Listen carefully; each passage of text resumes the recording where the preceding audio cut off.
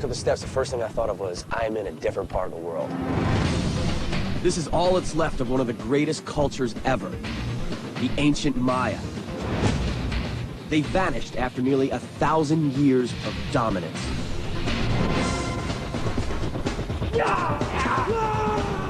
We knew the Maya were great architects and astronomers. Now we know they were also warriors. Maybe one of the greatest warrior cultures ever. These warriors left clues to how and why they fought. And I want to follow those clues to see if warriors were at the center of one of history's greatest mysteries, the disappearance of the Maya. My name is Terry Shepard. I'm a Green Beret sent on combat and training missions around the world. I'm part of a long line of elite warriors tested in battle. And the only way to reveal their weapons and tactics is to experience them myself. Steve, I'm about to search for the heart of the Maya warrior.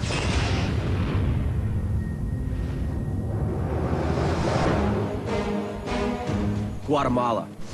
Almost 2,000 years ago, this was the center of one of the largest civilizations in the Western Hemisphere. At its height, the Maya population was more than 10 million. And their biggest city, Tikal, was twice the size of Athens.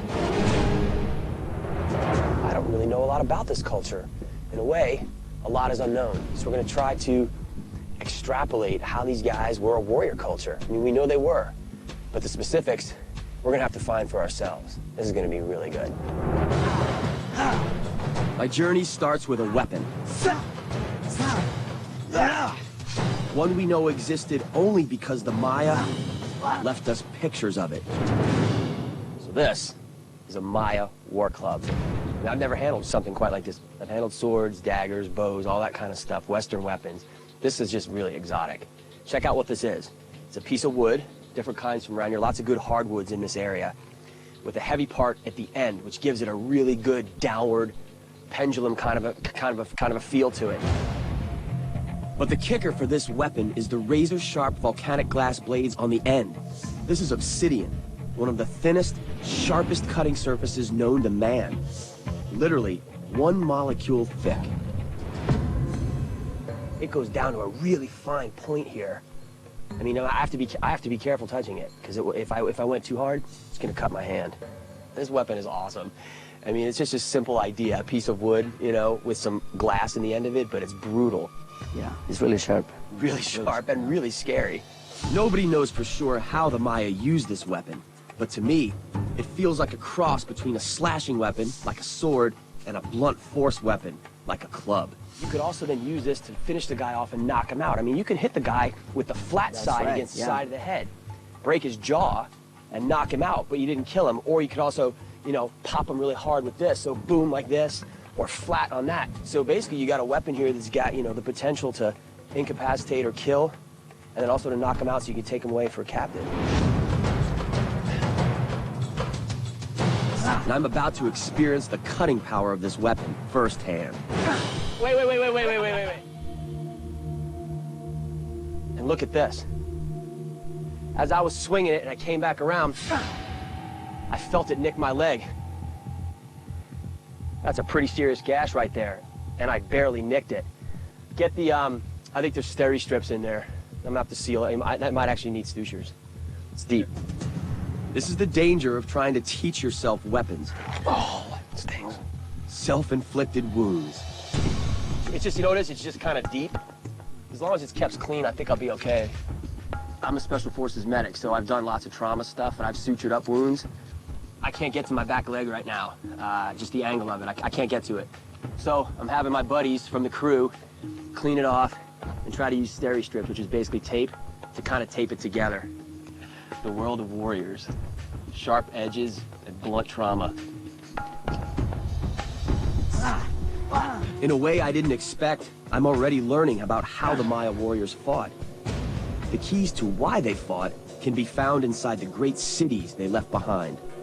During their time, Maya cities were some of the largest in the world.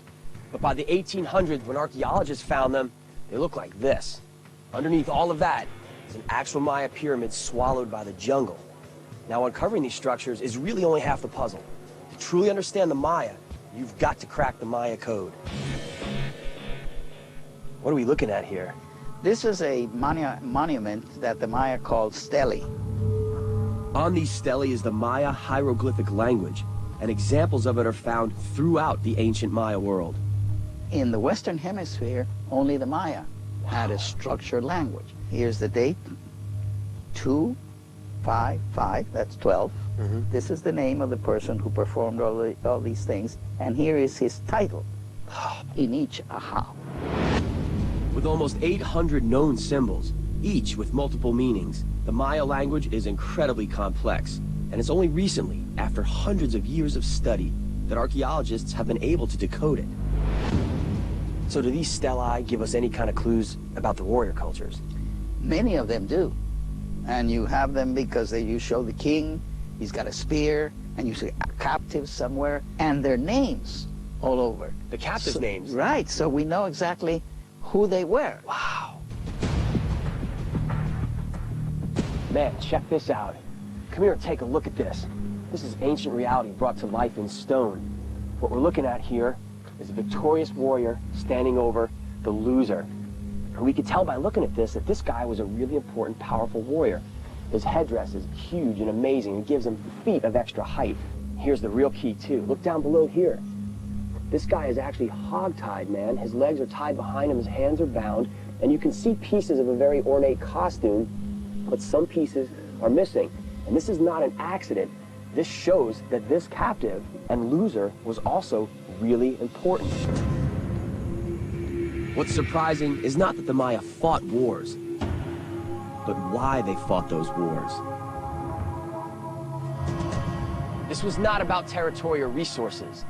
These warriors were fighting to capture nobles to sacrifice.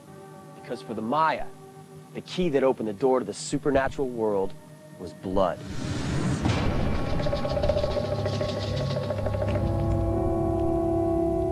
The Maya relied on asking their gods and ancestors for guidance and blessings.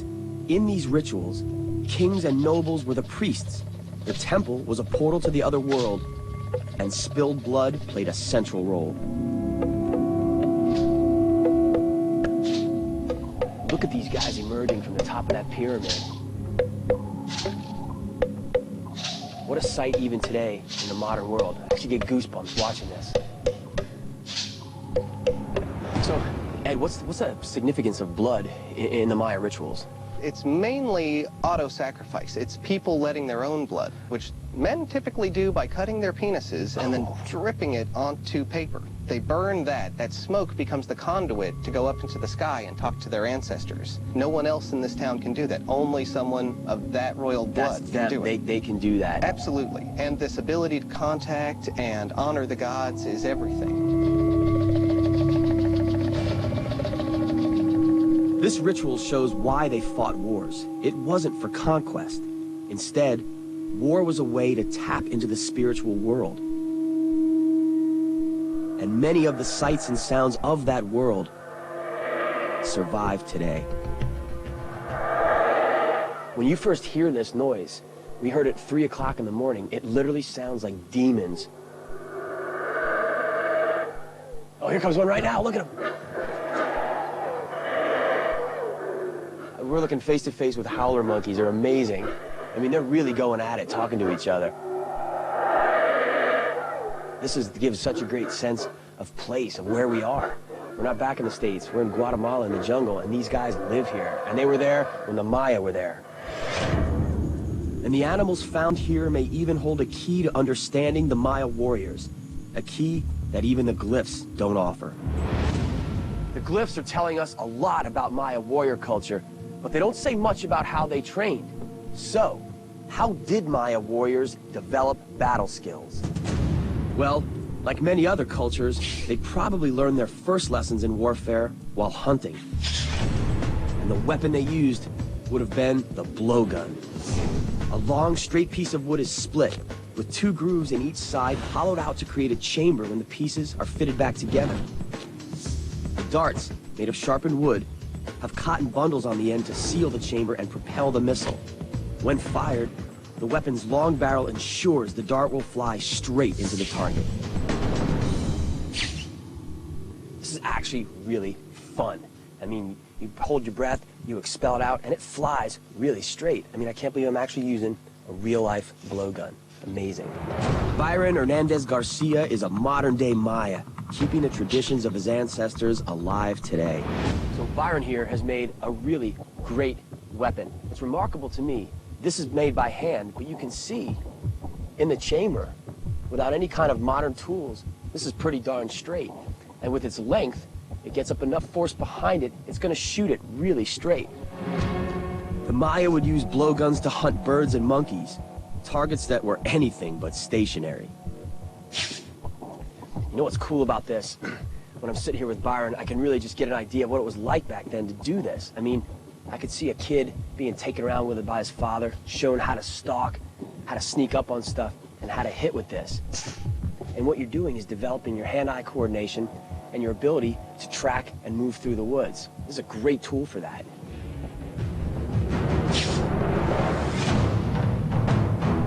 First century AD. The Maya dominate the Yucatan Peninsula, what is now Guatemala, Mexico, and Belize. They start to build city-states that live mostly in peace. But one city-state is about to usher in a major shift in the Maya warrior culture. That shift will happen here, at Tikal, and it may ultimately lead to the disappearance of the entire Maya world. So I've seen the rituals and the brutal weapons of the early Maya warrior, but an invasion from an outside force is about to drastically alter their culture and set Maya history in stone.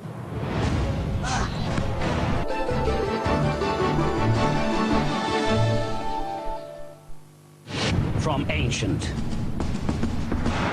to modern. This is like riding a train on a racetrack. From dark. We're looking for witches. To light. 100 billion times as bright as the sun. From the depths. Unbelievable. To the heights. Over top. Join us on a journey with the heroes of the past. The SAS have a vital mission. And the heroes who make history today. People have been killed doing this. From life. What started creation itself? To death. We're tantalized about our own destruction. Experience the adventure with history.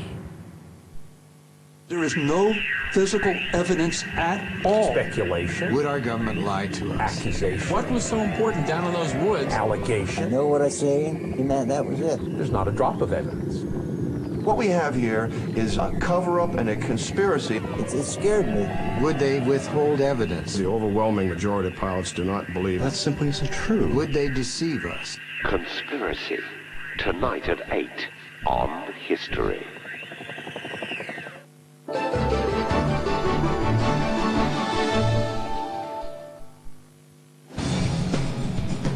ancient Maya. This incredible society and its warriors vanished more than 1,000 years ago. Now, I'm on a mission to bring them back. We know warfare in this culture was very different, and nothing epitomizes that more than this. This is a stone axe.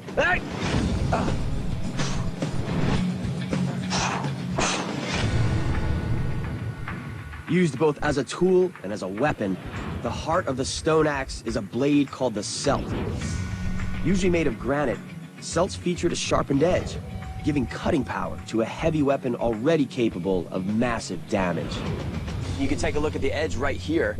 I mean, that's actually a lot sharper than you would think. This is a really heavy weight behind it. Imagine, Terry, hitting a guy with this kind of weapon. You can knock him out at the first time. You know? It's a pretty scary idea. I mean, I've handled a lot of different battle axes, but I've never seen anyone quite like this. I mean, this is going to cause not just a bad laceration and shredding the tissue, it's going to be blunt force trauma. It's going to break bones. Since breaking bones allowed you to capture instead of kill your opponent, this was a perfect weapon for the early Maya warriors, because they wanted their enemies alive for ritual sacrifice. Now, how much fighting they did with the stone axe isn't as important as what we do know they did with it. They used this to decapitate their victims. Now, I want to see how effective this is at severing a neck. Look at that. Not only did it cut through the neck, it also went through the chopping block. So you can picture a neck being struck by that. Blood sprays out, bones shatter, instant death. a really intimidating way to meet your end. So weapons and human sacrifice were part of the Maya warrior ethos. But a shift was coming that would change their warfare. And that change would come from outside the Maya world. 4th century AD. 600 miles outside of the Maya world is Teotihuacan. This major city-state in nearby Mexico has a population of more than 200,000 people, and their influence is extending across Mesoamerica. When the warriors from Teotihuacan arrive in Tikal, they immediately kill and replace the king. They come marching down over 1,000 kilometers, and it wasn't an army, it was a few people that somehow had a great influence here. Around what year was this? Teotihuacan arrives January 17th, 378 AD. Oh, so this is exactly. you know the day these guys showed up. It's been recorded a number of places here at this awesome. site. This was something they were very proud of. They knew exactly what day it is. This is the day that things changed for Tikal. Tikal is still the most powerful Maya city-state, but after contact with Teotihuacan, things have changed. Tikal's warriors now embark on a mission to conquer neighboring city-states. It's a new type of warfare, and the Maya will never be the same. For the Maya, this type of warfare would spread beyond Tikal. War for conquest has replaced war for sacrifice. So how could a relatively small force from Teotihuacan cause such a major shift in Maya warfare? The answer is written in stone. This is a figure of a man dressed as a Teotihuacan warrior. And most important, this is the spear that is brought from central Mexico and which were unknown to the Maya. So the Maya had never faced this before? Never. Wow. The weapon that changed everything was this, the atlatl. Sometimes called a spear thrower, the atlatl was a weapon the Maya had never seen before, but quickly adopted. The spears are actually long, flexible darts that can be thrown with lethal accuracy at ranges of over 50 yards. Why don't you kill that hole again there, tough guy? Right between those two feathers. Yeah, I'm waiting. Here we go. Without hitting either.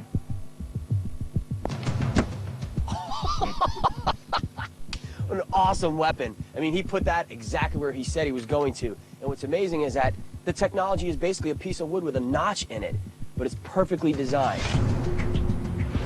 With a simple spur in the back to hold the dart, the atlatl extends the arm length of the person throwing it and uses the simple power of a fulcrum to launch the weapon.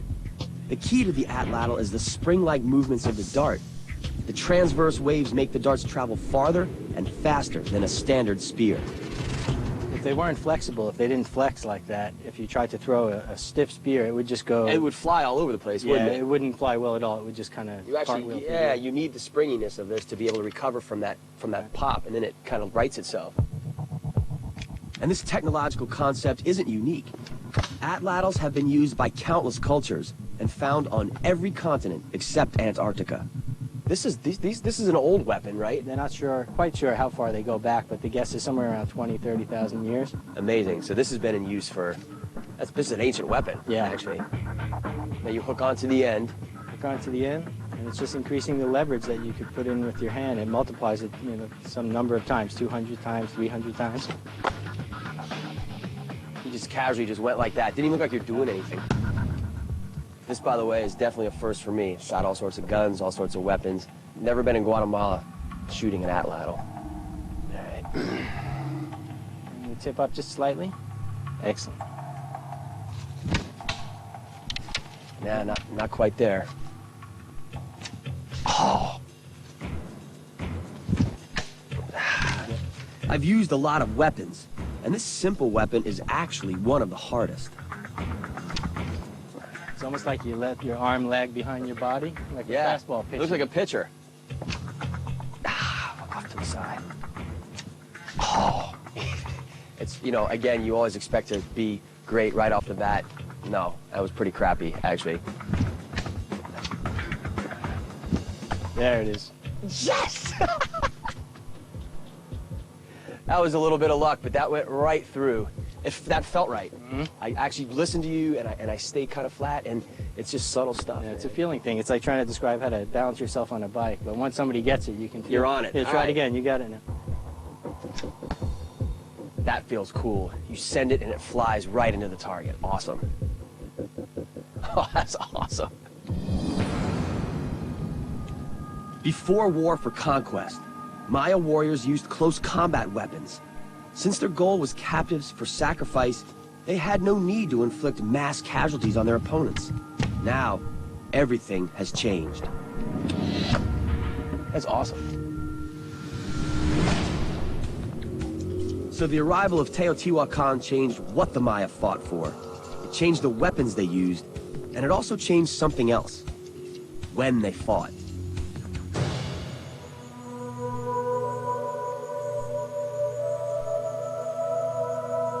The Maya had always charted the stars, but now the Maya kings looked to the heavens for signs that would urge them to take up arms. And it was Venus that would signal the time for war. The Maya believed that Venus's position in the sky would give them an advantage on the battlefield. So when the stars were aligned, the Maya went to war. 6th century.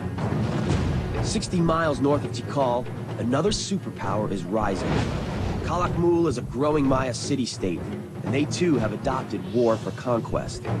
Together with smaller city-states in the region, they form an alliance called the Snake Kingdom. Their goal, conquer Tikal. Competition between city-states will mark this region for centuries. These conflicts will push Maya resources, culture, and technology to the brink. Warfare may even mean the end of the Maya.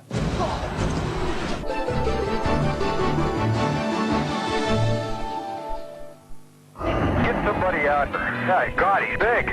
Something is touching the top of the tent. This noise was like nothing I've heard before. I found 14.5-inch footprints. Something mysterious is out there. What's that coming over the hill? Is it a monster? Is it a monster? Is it a monster? Monster Quest, tonight at 9:50 on History.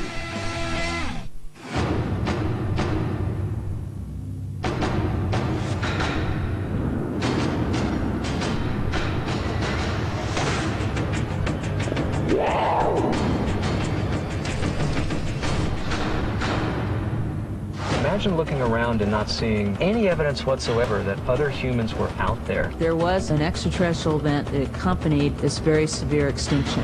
Journey to 10,000 BC, Saturday at 8.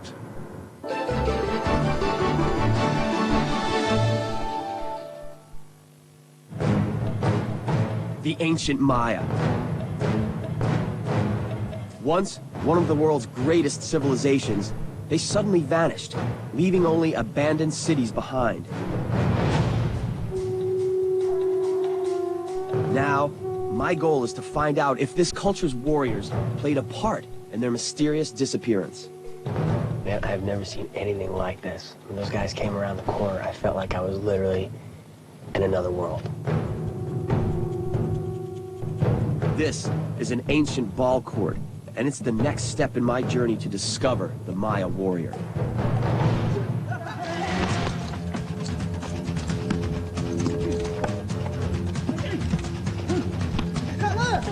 This is the Maya ball game, but it's way more than a sport.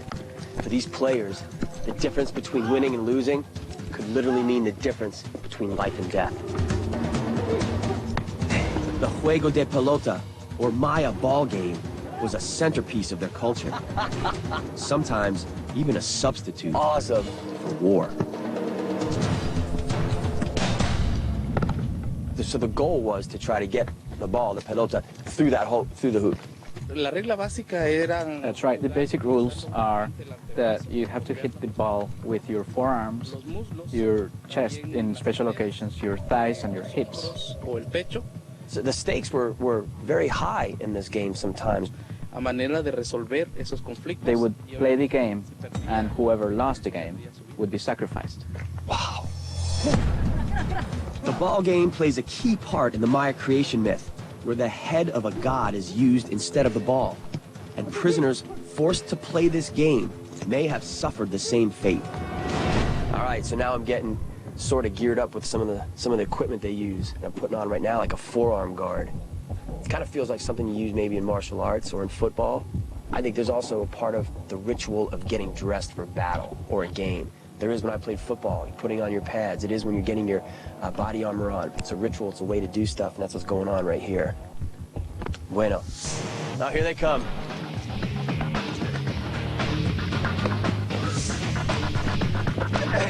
This was the first game ever played with a rubber ball, long before modern sports. And it is not easy. It's got it. Oh. This is really hard to do, man.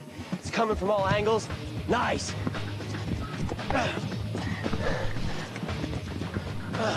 You can see this would take a lot of body control. I mean, you're also working on a sloping ground and a wall that slopes out. So there's like, you got to play all these angles. It's a really fast-moving game, so it gives you an idea of just how athletic you had to be to successfully play the pelota ball game. Awesome.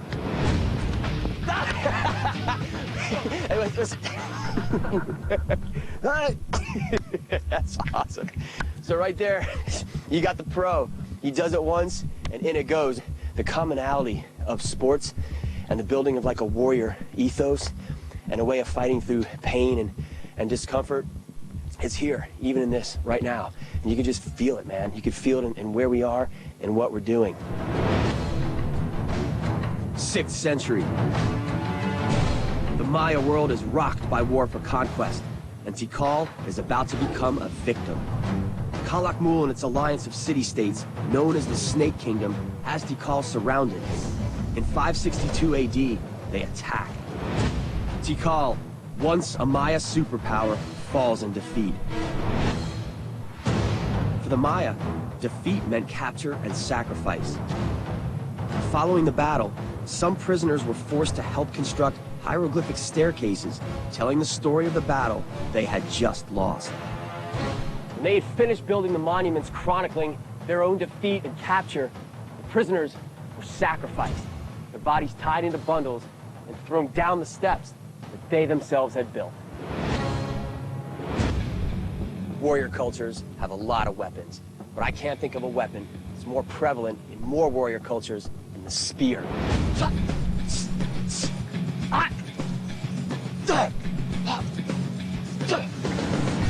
I've used and trained with a lot of spears, and what makes the ones that Samuel and I have different are that they're made with obsidian blades. This is volcanic glass, and it is literally razor sharp. Now, the one I'm holding right now is kind of shorter and thicker. This would be better in the thick jungle fighting. A long shaft would kind of get in your way. This is a short, stabbing, up-close, in-your-face spear with a lot of slashing capability with this wide blade. So, if I was fighting Samuel and he had a longer blade, I would want to try to get inside the range and then open him up. I want to eliminate his reach and get inside of him. If I had to use this one, this has got a much longer reach. And if you see the difference, the point is different. It's longer, thinner, made almost exclusively for stabbing. So my goal here is to take advantage of this length, keep Samuel at bay, stab him, and then try to wait for him to make a mistake.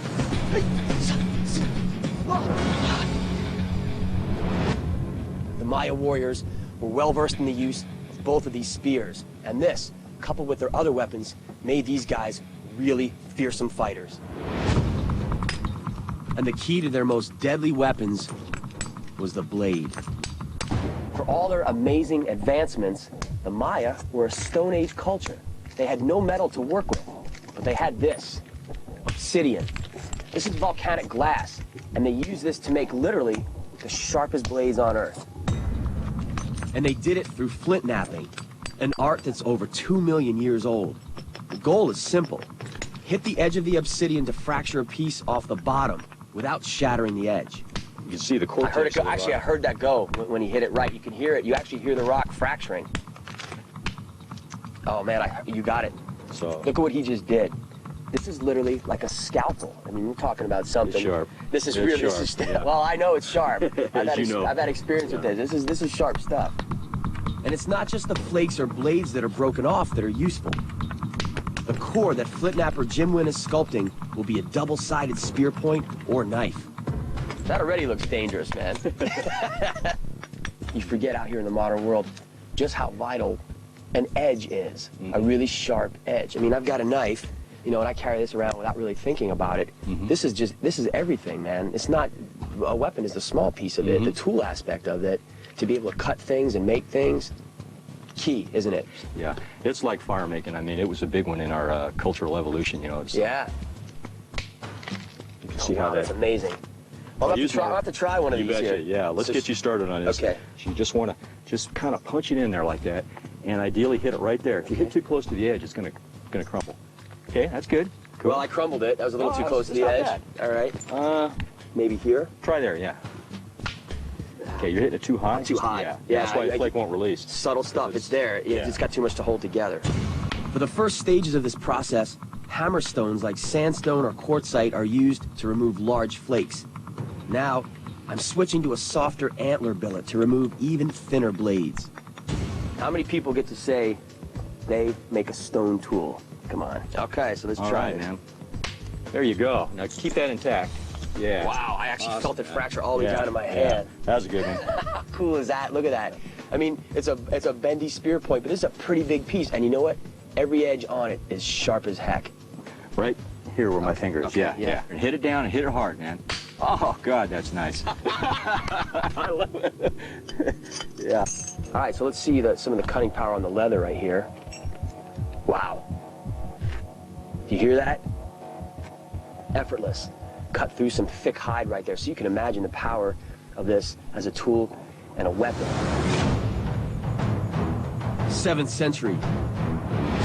War has ripped the Maya world apart from within. Tikal, once a center of Maya power and culture, is in the midst of a dark age. For 130 years, monuments and building projects fall entirely silent. But a new king intends to reverse the city's fortune. Tikal was defeated by the type of warfare they first introduced, but a ruler was coming who would change that. And for the rest of the Maya, the worst of this warfare was still to come.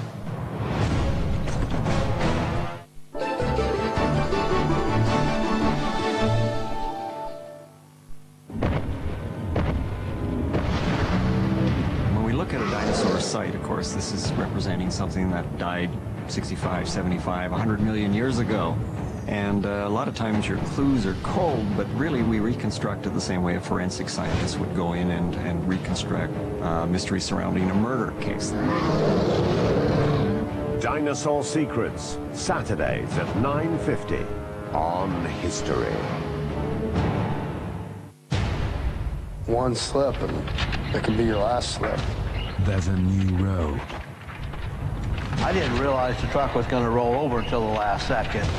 With new dangers. The road was pretty treacherous. Deadlier than ever before. It's one of those things you'll never forget. They're back.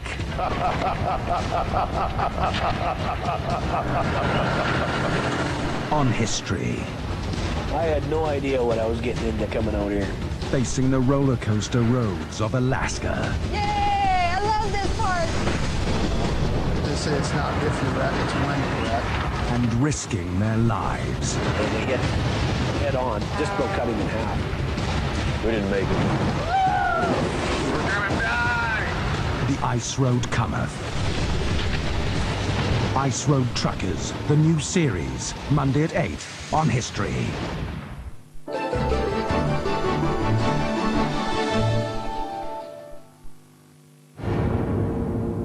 The Maya. 1,000 years ago, this powerful kingdom suddenly disappeared. What kind of people were able to build something like this? And then basically just vanish out there into the jungle? The answer may lie with their warrior culture. 7th century. Historians once thought they were peaceful. But the Maya are plagued by warfare among different city-states. One reason why can be found deep in the pyramids, the temples of the Maya kings. I'm actually getting to go below one of the levels of the pyramids. This is gonna be great. All right, here we go. Oh, these steps are really slippery. We are now down below the level of this pyramid.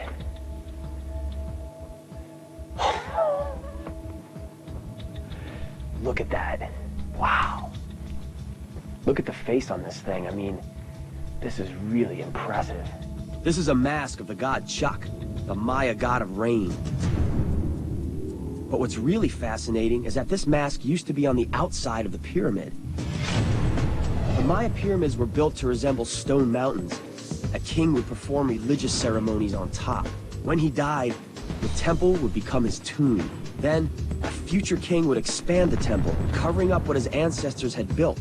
A process that was repeated over and over as the pyramids reached to the sky. And what they did by doing that was be able to get the power of the people who were buried beneath them. Awesome. Terry, podemos ir a otro. Now, I'm actually going in even deeper. This was cool. I have no idea what's waiting for me inside. All right. Okay. Wow. I'm really, really underneath this pyramid now. You can feel it get colder. Oh my God. Look at this. This is just like the one that's outside, but this is even deeper underneath.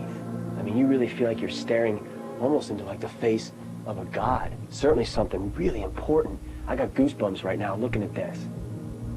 And this shows just how important power from the spirit world was to the Maya kings.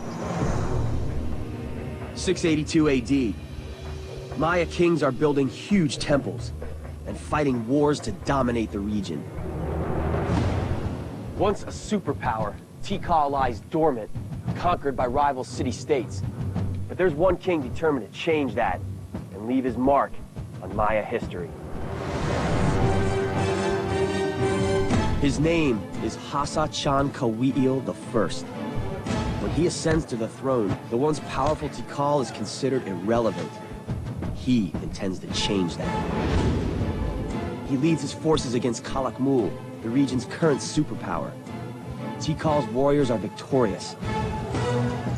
They capture the king of Kalakmul and take him back to Tikal.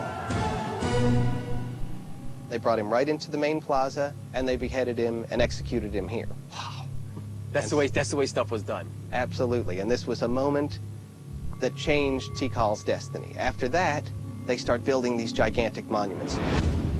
Despite victory, stability in the Maya world would continue to deteriorate, and kings now began building with something new in the forefront of their minds: defense. Maya kings are now, more than ever, the target of invading armies and assassins. And their royal palaces, like the one at Tikal, are now built like fortresses. These rooms in front, these were nice, these were for presentations and rituals. But if you want to get to the king, you really got to run through a gauntlet. Lead me through it. Here we go. You know, you want to get the back to the king's rooms. Yeah, ducking through here, I'm very vulnerable as I'm coming through. This is bad. Not only do you have to duck, there's a step there, which can kind of mess up your footing. It's going to slow you down. You can't fight with your weapons. Not a good place to be. Oh, boy. Yeah, be careful here. That is a drop right down there. You got about 200 feet straight down. This was all a big lake down there. And, you know, nobody's attacking you from this side. No. Arthur Demarest is one of the leading experts on Maya warfare. And as that warfare increased late in the Maya Classic period, kings had to watch out for enemies on all sides. We tend to, when we think of ancient societies, we kind of romanticize them a little bit. We think of the Maya as these very stargazing, sort of peaceful people, but they were never peaceful. But by this period, it's really picking up.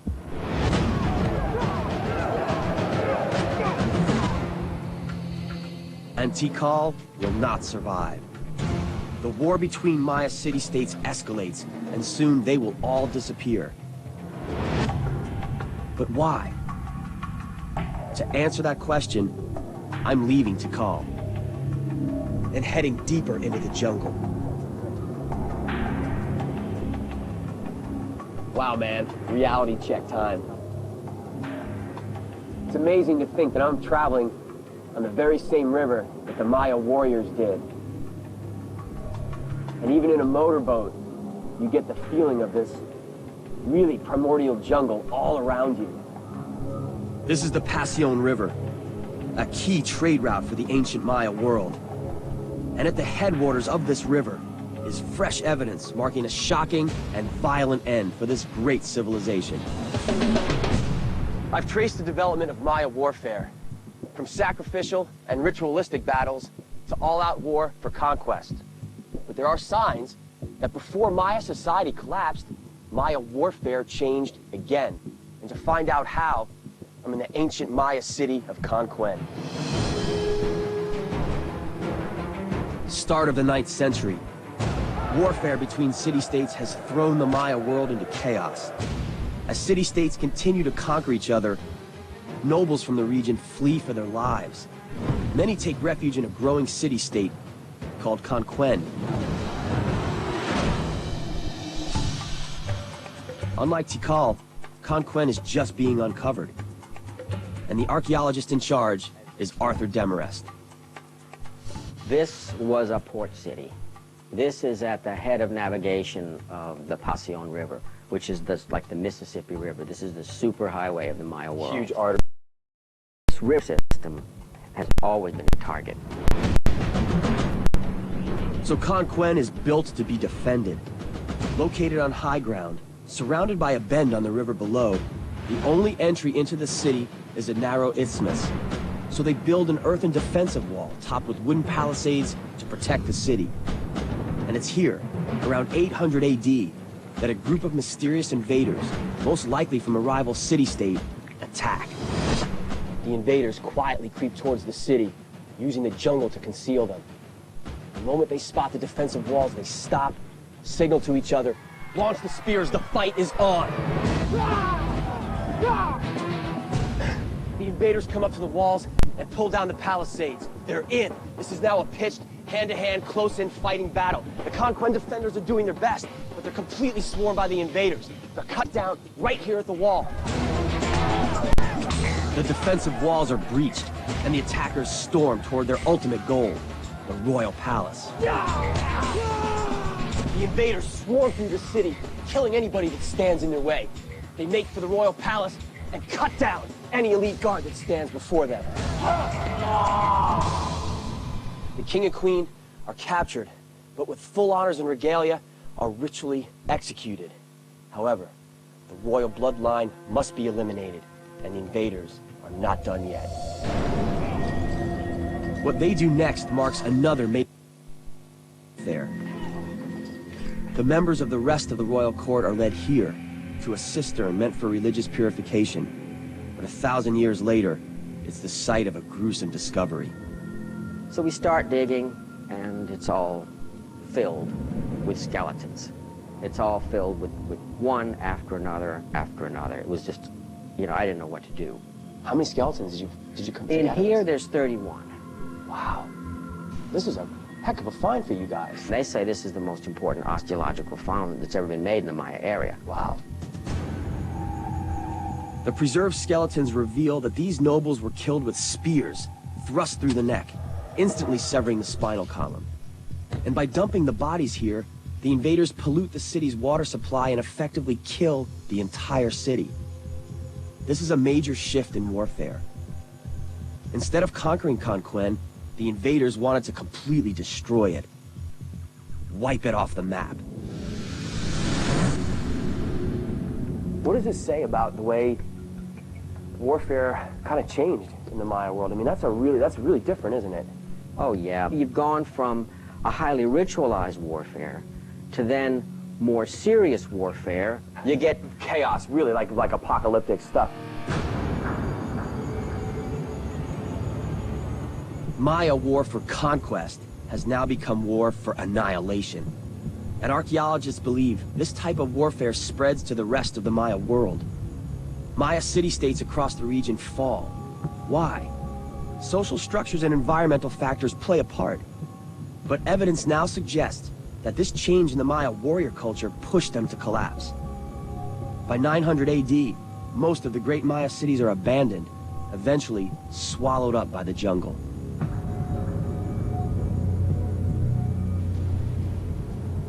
Until I came to the jungle and walked their cities, I only knew the Maya from books and pictures.